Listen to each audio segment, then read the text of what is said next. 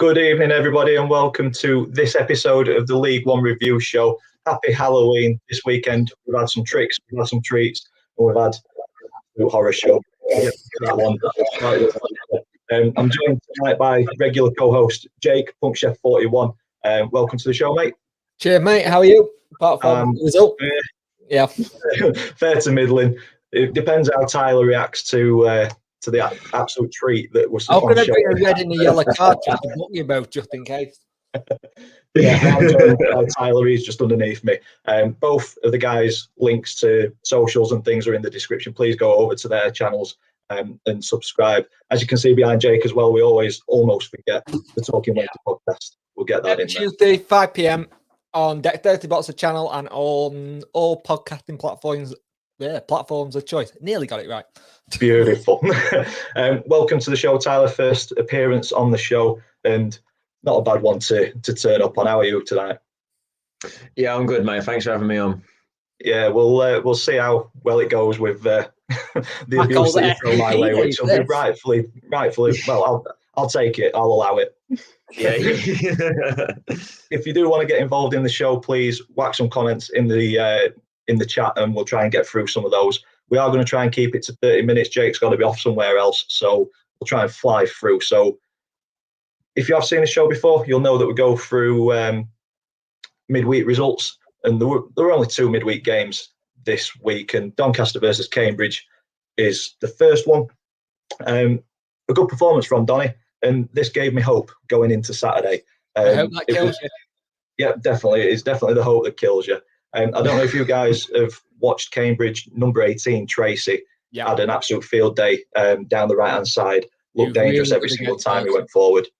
But yeah, I think Cambridge will be fine this season. They got the early goal. Dan Garner didn't have a very good game, but what I saw was a bit of fight and a bit of passion from the Rovers, something that was lacking on Saturday, according to pretty much all sources. But yeah, a win and a draw at home, 4 points from 9 in the position that we're in.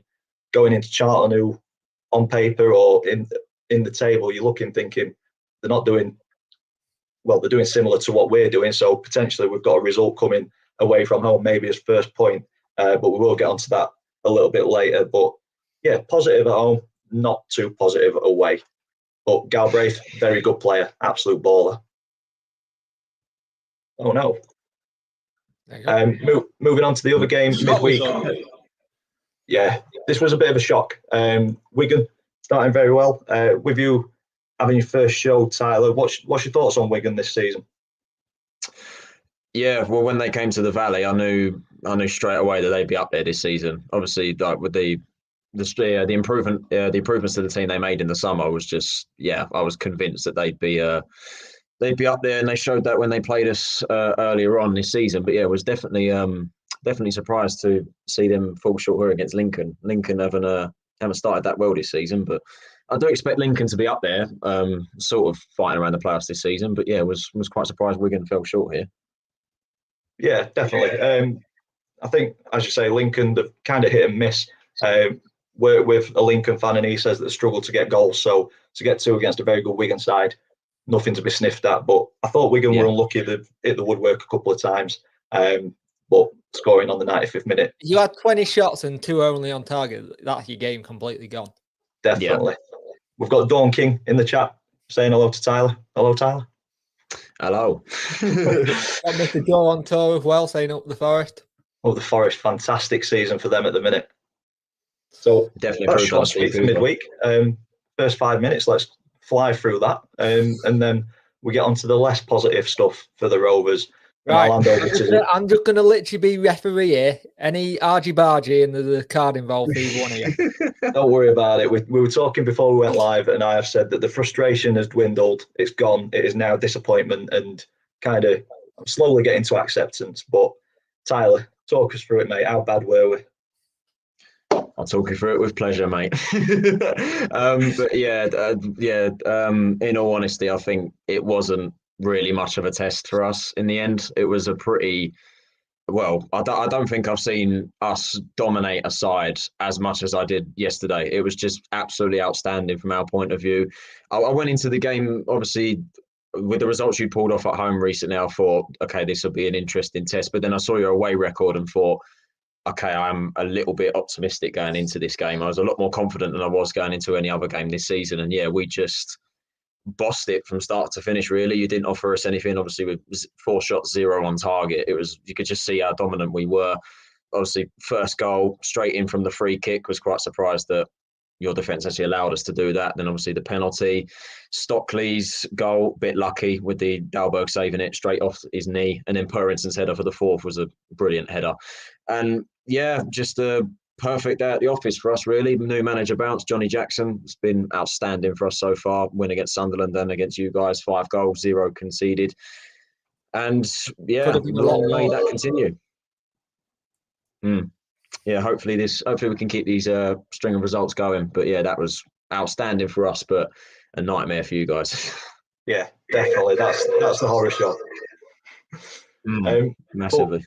During the week, I said it about Charlton with the new manager bounce. We played midweek. I'm not making excuses. We just weren't at the races on Saturday. But do you think you've turned that corner now with Johnny? I'd like to think so. Obviously, well, going up to the Stadium of Light and beating Sunderland is an outstanding result, because they'd won every game at home, and obviously yesterday was just he just gets it. Jackson just gets it. He said in his interview saying the bare minimum he expects from this team is for us to be crawling off the pitch at half time at the end of the game, and we showed that. Like, even at 4-0, we were just pressing constantly, just running about the place, and we wanted more goals from the game, and you could say we probably deserve more goals. How nice is it to have somebody in who got that passion for the club, who gets it, because he's been there, he understands it, and he knows what it's like. I bet that gives you as fans a lot more optimism going forward. No, yeah, of course. That's exactly what we want. Exactly what we want from a manager. That's why I think Jackson's the man. I think he's a man for the job, to be honest with you. I know he's only had 2 games, but I say let's just give it to him and see what he can do, because he's made it no secret that he wants the job permanently. And I think that why not? The results, he's getting the results, 100% win record. Let's keep it going. Going into Tuesday against Rotherham, it'll be a tough game, but it's about time your manager got a chance and stop this whole giving old dinosaur the reign, because there's so many that are now starting to fade away. We need to start getting new young managers in. Yeah, exactly. Yeah, I agree with that. I think if it nail on head though, Tyler, there's an expectation across all of football fans. I'm similar. I just want to see Rovers put an effort level in, and I think Jacob is saying with Sheffield Wednesday, and I think Johnny's getting that out of the players. I don't think he was seeing that under Nigel Adkins. I think if Adkins had still been at the club, it may have been a different result on Saturday, but the confidence that you guys will have got from beating Sunderland at the Stadium of Light, taking that in, was there around 20,000, 16,000 there yesterday? Yeah, 16.5, I think. All buzzing that there's a kind of breath of fresh air within the club. It was only going to go one way. I've got a comment from James Francis, Wellens out, Dapper. It's a tough one. For me, I can't see what benefit we get from it. Maybe the new manager bounce to begin with, but I think the problems are more deep rooted at Donny. I don't think Darren Moore was having a good run before he left. Andy Butler had an absolute terrible end to the season, and it's just continued with Richie Wellens. So that's 3 managers that have struggled. Changing it is going to do nothing. It'd be a bit of a gamble. Do you stick and try and work through this process and this long-term plan, or do you twist? What do you guys think? Do you think he's in over his head? I don't know. I've never rated Wellens as a manager, to be fair. I've always seen he's always been that fighter manager, the one you bring in to try and fix things and then get the other person in to make it go further forward. I just don't think he got it. I don't think that whatever's happened in the summer, I think the World Grid thing's not helped. I think whatever happened, it's really knocked him and his confidence, and I think the lads are seeing it. Yeah. I'd have to say the same, to be honest with you. I'd have to say the same to us about Wellens. I got messaged someone messaged me on Instagram. Donny fan messaged me his BBC interview after the game, and I just listened to it and thought that sounds very much like Adkins. Like, it just sounded like someone who it doesn't come across as someone that could like go into a dressing room and give them pelters, sort of thing. Like it just sounds like that's like it's the same with Adkins. Really, that's what let Adkins down. He's so positive that he's not the manager that could go in there and when they need a kick up the backside, he can give them that. Adkins could not do that, and I say the same with Welling. To be honest with you, I just don't.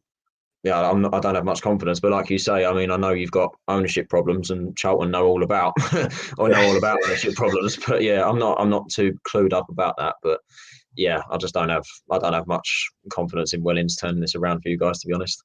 I think for me, the big one's Tuesday night. If we don't get anything from Tuesday night, and then we've got double header against Scunthorpe, if we lose 2 games against Scunthorpe, then I think the writing's on the wall. Yeah. So there we go. That's the difficult part over for me. Moving on to Cheltenham against Sheffield Wednesday. The floor is all yours, Jake. This was a bit of a. Can I just make a note here?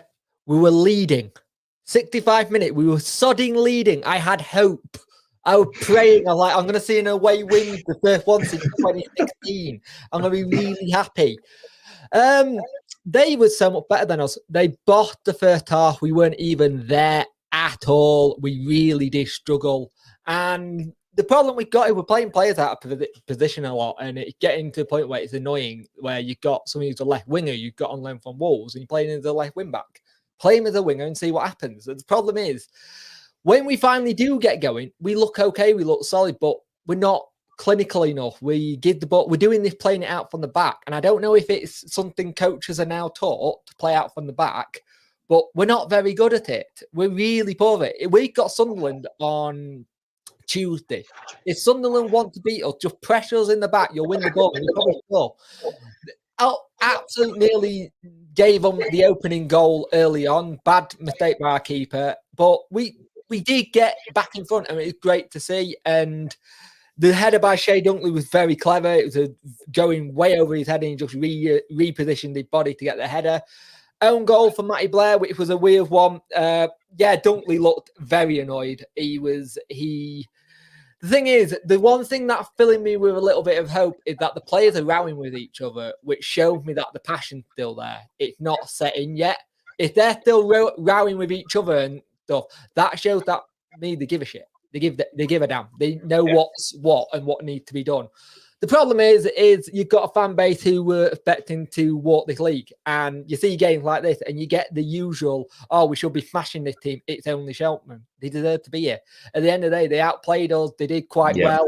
And we're the target for everybody. We are Sheffield Wednesday. We're in this league for a reason. We're going to have teams that are going to come up against us. But knowing our luck, we'll play Sunderland, and we'll probably win then, and we'll go to another game and do it the other way. We did that versus Bolton and Wigan. We beat them, and we shouldn't have beaten them. But great result for Cheltenham. But everyone's missing the point here. Went to 6 unbeaten here, but we're just not winning. So there is a positive into it. It's just our fan base want it now, and it's a rebuild season. It's going to be hard. Matty Blair, interesting fact they put on. I didn't know his dad was at Wednesday. So him getting a goal to make up for his own goal. But again, 90th minute, all our goals come in the last 10 minutes of games. Yeah. Just a lack of concentration going through the full 90. But like you say, 6 unbeaten, it's fine margins in this league. Very, very tight, very competitive. Well, like I said last week, the record we got away from home coming from behind is 2016 is the last time we did it away, and last time we did it at home was 2019. And I don't know what fixes that. That's a crazy stat. Yeah. So, do you reckon you'll get a midweek win or not? I'm not predicting nothing anymore with Darren Moore. I can't even predict like square pegs, round holes. That's what you can predict with Darren Moore. We had that this week. Literally, 2 journalists said the same thing, and he mentioned it. It's like, Jesus Christ, Dappers and predictions are coming true. Ian Bradley in the chat. Evening, fellas. What a lovely evening too. It will be. He is a Rotherham fan, so we've not hit Rotherham yet, so you're not late to the party. We will be going there because incredible game. But first, Portsmouth against Bolton. Bolton are yet to win since their gaffer said that they're best in the league. Yep. He's put his foot in it there, hasn't he? And they've lost the captain. Yeah. I believe that was he said that after he done us 4-1, didn't they? Yeah, and something like that. Yeah. But Marquis's goal, beautiful little flick. I don't know if you guys have seen it. Yeah. Good goal. I watched Fogden's vlog after the game. Don't know why. I just thought, oh, he's at a Bolton game for once. I thought I'd just watch it. And but he was speaking to some fans after the game, and they said like, oh, it was a bit of a shithouse goal. But yeah, I mean, like you say, Bolton have definitely put their foot in it after they done us. I said, yeah, we're the best team in the league, and they're currently where I predicted them to finish in 14th. So yeah, turns out I think sometimes it's better just to keep quiet and continue doing what you're doing. Yeah, and don't just keep doing it well.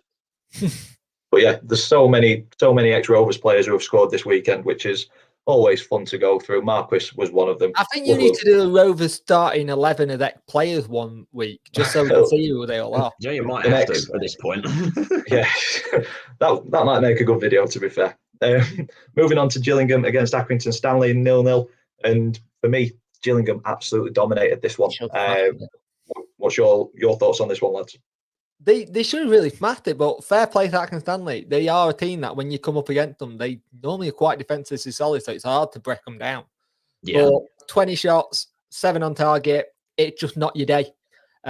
6 corners. When you have that many corners, you want to be doing stuff with them. And it's just so hard to get it when, and again, that time of year now, and I'm not going to blame conditions and stuff, but conditions are going to cause a lot of problems in this league. It always does every season. Yeah. You get to this time of year and you see all the freaky goals. We already had it last week with Plymouth. So it's that whole situation where Gillingham should have smashed it, but a draw for Accrington Stanley, that's fair enough. Yeah, 2 teams that I fully expect to be safe mid-table come the end of the season. I just don't think it's been Gillingham's season so far this year, to be honest. I mean, when we played them, they were shocking. I know they've got problems with they got problems as well with their ownership at the moment. But yeah, judging by those stats, I should really have come over that. But then Accrington are your typical team that you expect to beat and they never do. They're just that side. Yeah. Coleman sets them up very well, doesn't he? Yeah, big time. Moving on to Wigan against Burton, and the red card was telling for me on this one. A lovely volley 9 minutes in from McLean, but yeah, high foot. I thought it was harsh. I don't think there's any intent in it. He went for the ball. Player got there before him. I don't think it was a red, but refereeing these days. His foot's up there, isn't it? Yeah. But things like that, it changes games, and this one put it massively in Wigan's favour. The second goal, unreal, 30-yard rocket. Absolutely. Wigan are just that team that are just slowly ticking by, and they're just and I say ticking by in a kind of sarcastic way. They're that team that are doing the business and showing you what they can do. Yeah, massively. Plenty of love for Tyler in the chat. So, Dixon, evening, lads. Great to see that you've got Tyler on, such an underrated content creator. Great. I agree. Very good content creator. It's what we get on this channel. Lovely. Cheers, guys. We don't allow poor content creators on this channel. They can go no matter how many times they ask. Hey, Jake. Yeah. Moving on to Oxford against Morecambe. Oxford 3, Morecambe 1. Oxford, another team that seemingly ticking over quite nicely and going about the business in a good way. Yeah. Just Dia came up against a very good Oxford team yesterday. But the worry, like I said, the worry for me, if they lose Stockton in January, where did their goal come from? Because that's their main goal striker. But yeah, he's flying for them this season. Yeah, I think someone in the Championship is going to snap him up. Even high-end League One. Yeah, I mean, his goal was an absolute beauty to make it 1-1, but then not holding out for 10 minutes, straight away the lead's back, and then Morecambe are chasing the game away from home, leaving gaps, 3-1 to kill the game. But the goal from Stockton, absolute beauty. Not much in it really, though, in the game itself. No, Ian agrees with us. Stockton will be gone in January. I've been very surprised to see Stockton in a Morecambe shirt. To be fair, if he goes in January, he's done his business for the club, because he'll get a decent amount of money for Morecambe, who are a small club who then can do wonders with that money and not just invest in it. They can just do it to fill stuff in the club. Yeah, it's just up to them to find the right man to replace him, because they're down there, aren't they? They're in the thick of it. So I think if they do keep him by some stroke of miracle, I think they will just about be safe. But I think the chances of him leaving in January. They're playing with no fear at the minute, though. That's what I like about them. They are. They've got no one to fear because they're showing that they deserve to be here. Absolutely. Thoughts on Millwall, Tyler? Don't ask. Moving on to Plymouth against Ipswich Town. There was a beautiful tifo around the stadium. Looked very, very good. Sell out at Plymouth. But before we do go into this game, we do want to just wish Kieran Dyer all the best. He's going in for a liver transplant next week, I believe. So from this channel and Tyler's and Jake's, all the best, Kieran. Hope the op goes well and you recover fully. Yeah. So onto the game though. Plymouth doing bits. Probably the surprise package this season, or they are for me. 15 without defeat. What can you say about that? They're just doing the business at the minute. Ryan Lowe got them playing some good football. I never thought Ryan Lowe would be a manager, but he's proven me wrong. He did well when he was at Bury, biding his time at Plymouth. He just got them ticking. He got them firing. They are the team to go after at the minute, and fair play to them. They're the team that work hard for each other. That's the thing I like about them teams. There's no individuals. It's a whole team effort. Yeah. Absolutely. There's a lot of players in that side that are quality, and I think they've done very well to keep hold of him. Like Jeff Cott, I thought he'd have gone in the summer. Panucci Kamara as well. He's class. Ryan Hardy. They've got some very good players on that side. But as you say, they just play as a unit, and it works under Ryan Lowe. He's a fantastic manager, and fair play to him because I had him nowhere near. I think I had him near relegation this season, but fair play to him. Absolutely fair play to him. Yeah, I had him low to mid-table, so massive surprise package for me this season. Plymouth doing very, very well. This is the one that Ian's been waiting for, and for me, surprise result of the weekend. I had it down as a draw. What this Rotherham team? They always turn up in League One, don't they? Yeah, absolutely. Every season they've always done it. They're just the yo-yo club, aren't they? They're too good for this league, but they just can't do it in the Championship. I don't know what it is, but it reminds me of West Brom a couple of seasons ago. Premiership to Championship, Premiership to Championship. They never want to put the boat out and spend that bit of money. Great goals as well. Some fantastic goals in there. Aidan McGeady should know better for what he did. Absolutely mental challenge. But cheers for that. I don't think you'll play on Tuesday now. So I'm happy. Absolutely mullered them. I think Michael Smith is a cheat code at League One. It's unfair that you've got him. But yeah, it looked like early sparring to begin with, made it 1-1 at 24th minute. But then from there, Rotherham never looked back and absolutely battered a team that have been doing extremely well this season. So I think it's got me interested. It's got me interested for Tuesday now because we've got Rotherham, and obviously we scored 9 goals between us. So it's going to be interesting to see how that one goes. That would be the football. Would just like to say, nice to see Sunderland crumbling after they lost to us. Seems we're responsible for derailing. We've derailed them. Don't say that. We got them on bloody Tuesday, and this game worried me now. Beforehand, I was like, yeah, I'm all right about it. A 5-1 loss, they're going to be wanting to put that to bed. And Sunderland fans will want a response to that, won't they? Just like Rovers fans want a response on Tuesday against Crewe. Because, Anyway, less I say about Donny this week, the better. Moving on to Lincoln against Shrewsbury. Brave headed 1-0 from the Granbles. But just not dealing with a long throw. And I think set pieces are massive. Corners, free kicks, long throws. If you've got any player with the ability to put the ball on a sixpence in League One, you're winning half of the battle. So many set piece goals, and Lincoln just couldn't deal with that long throw. But looking at the stats, it's apart from possession, shots on target, very even game, probably 1-1, deserved result. Yeah. Easy. Anything to add on that one? Covered it. No, beautiful. Not Covered much. that one. Moving on to another big result down near the bottom of the table. For us anyway. Crewe 1, MK Dons 4. MK Dons stuttered a little bit over the last couple of weeks. Couple of draws, couple of defeats, but a very professional performance against a Crewe team that look dead and buried at the minute. We'll see how well they do on Tuesday against another team that's looking pretty much dead and buried. But yeah, Crewe missed a glorious opportunity at 0-0, and I think from there, MK Dons just didn't look back and absolutely dominated. It shows you what happened in this league if you're clinical. A lot of clubs are showing this year, if you are clinical, you're fine. That's the issue we've got at the minute. We're not clinical enough. We have the chances, but we don't bury them. And you look at some of their strikers and some of the people. The thing that I've seen a lot this year from a lot of teams, the goals are coming from everywhere, not just one player for a lot of them. It's a big builder for other players as well. Yeah. That's a big scoreline. Tyler, what do you think to that one?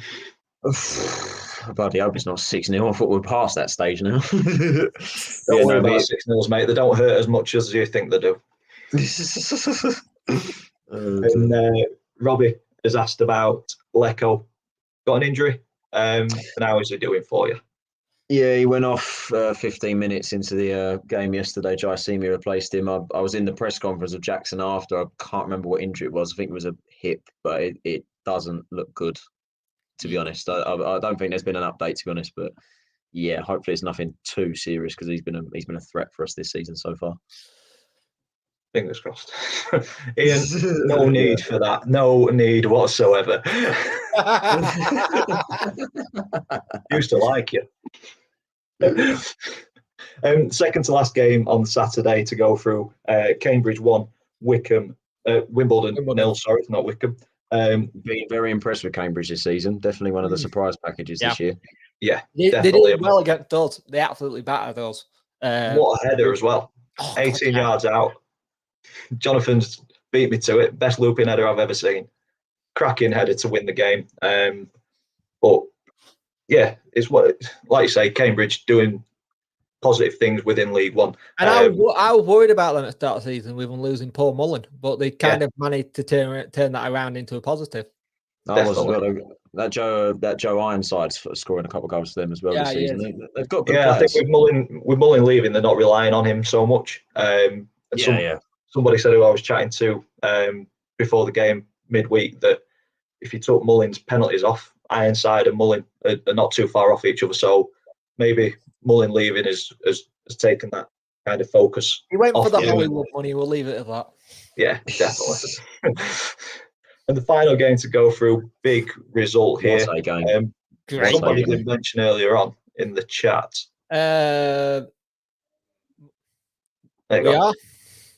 We do know Ben, very good content creator, so he's more than welcome on the channel as well. Watched his vlog from this game. Well, there was just such a mix of emotions. You know, Danny Andrew on the score sheet again, and then just watching like Hanlon, Akin, Fenmore, and Vokes getting goals, and then for them to come back. He's always watching a Napa video because he sends you through all the emotions. Yeah, he does.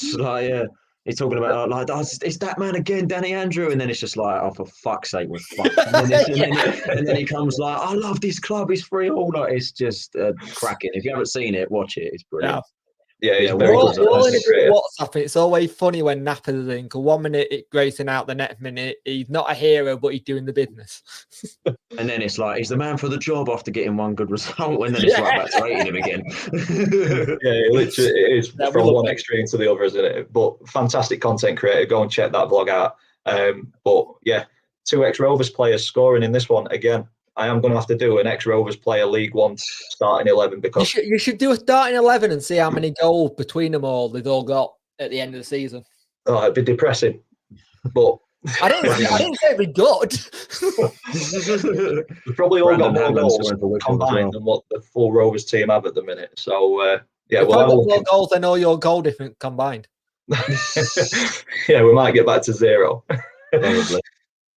But, that would mean going 3-1 down, fantastic effort and desire shown to fight back to 3-3. And that's a very good point against a good Wickham team at this level. Yeah. And that is it for the games. So thank you for sticking with us throughout all of that. We will have a quick look at the table before Jake needs to shoot off. We are still not bottom. Yes. But that can change on Tuesday night if Crewe beat us. That goal difference is demoralising. We scored 10 goals, conceded 28. just defensively, very, very poor. Things need to change quickly if we're going to start going up the table. That result for Charlton pulls you out of the bottom 4, so it's looking a bit more positive for you guys, Tyler. Yeah, massively. Needed to get out of that, needed to end that rut, and hopefully we can keep this run of form going. We need to go on a run badly, but Rotherham will not be easy. No, definitely not. And looking elsewhere around the bottom half of the table, there's teams in there. I mean, we've said it previous, Jake, that there were teams down near the bottom of the table that we expected to be up near the top. I think it's starting to kind of level out now. There's teams there that I'd expect that are in and around the position that I thought there would be. And 15, 16 games in, the table doesn't lie, does it? Nah. Portsmouth is still a surprise, to be fair, mid-table. Thought they'd be doing a lot better than that under the Cowleys. Yeah, but I think I don't think they gel well this season, though. No, they've had a big overhaul, haven't they? Yeah. But yeah, surprise package for me has to be, well, there's Burton up in 9th. I didn't expect them to be there, but Plymouth leading the way. Absolute juggernaut at the minute, unstoppable. Flying. Absolutely flying. Like I said at the start of the season that I thought we would be mid-table. I thought it would take us a season to get used to this league. And just because I know what Wednesday like, we're very bad at taking. The thing is, we need to start turning these draws into wins now because it's getting ridiculous, and we need to concentrate for full 90 minutes and do a full first half. It just these issues have been here before Darren Moore came into the club, and people blaming it on Moore's a bit. I don't like because it is down to him at the end now. But this is when you have a record since 2016. There's obviously something more at the club. That's the issue. And to say 8th minute, halfway getting 15 games in, I'm happy with that because we can still push on. We just need that scoring goal. We need to get some of our players back fit. Yeah, you're in touching distance at top 6. I mean, at least you're doing better than you anticipated. I put us 5th, and look at us now, just outside the top 4 on goal, bottom 4 on goal difference. I know not to put Wednesday in such a position and put them high up because they always disappoint me. I'm 34. I haven't seen no great stuff on Wednesday. What I would say about anybody in the bottom 4 at the minute, though, is look at Ipswich. Yeah. Go on a run and you can go. A little bit of consistency. They're up in 11th, looking fairly comfortable. They're not a million miles out at top 6. So, yeah, a decent result at this level. And it was only a couple of weeks ago we were worried about them. Yeah. I'd like to think we'd be the next side to do it. I'd like to think we'll be the next side to go on a run and just fly up the table. That's what I'm hoping for anyway, fingers crossed. Yeah, it's looking like it. So that brings us to the end of the video. We've done it quite timely. We've done all right there. Normally we say we try and stick it to half an hour, and then 45 minutes in, we're like, yeah, we need to finish. What are we doing next week? Because next week's the FA Cup. How do you want to do it? Do you want to do an FA Cup special, or? I will stick a vote on Twitter to see if people want to do an FA Cup special or not. I'm happy either way. I can do an FA Cup special, or we can skip a week and have a week off. It's entirely up to you guys. Or I may do one and just look at the midweek fixtures. Yeah, cool. So there will be a vote on Twitter. So everything is in the description down below. Big thank you to Jake and Tyler for joining me today. It wasn't as painful as I thought it was going to be. I thought you were going to gloat a little bit more, Tyler, to be fair. I love gloat. I thought you'd suffered enough this week, but Tyler got a thing. Tyler can't gloat because he knows how bad it is to be where you are now, and he's just praying it gets better for you. Yeah, because I know I'll gloat about this result, and then we'll go and get 4-0'd by Rotherham on Tuesday. I know what happens. Yeah, it swings and roundabouts, isn't it, in football? That's why I love it. Long enough to know it'll come back and bite you in the backside. Yep. Yeah, thank you for joining me, guys. Thank you, everybody who's stuck around and watched and joined in on the chat as well. All the best to you guys for the rest of the season. Thank you once again for joining me. Head over to their socials, follow them, subscribe on YouTube as well. Fantastic creators. And all that's left for me to say is if you've enjoyed it, big thumbs up, comments in the section down below if you're watching it on repeat. Subscribe to me if you haven't already, please. And all that's left for me to say is thank you for watching. We'll see you in the next one. See ya.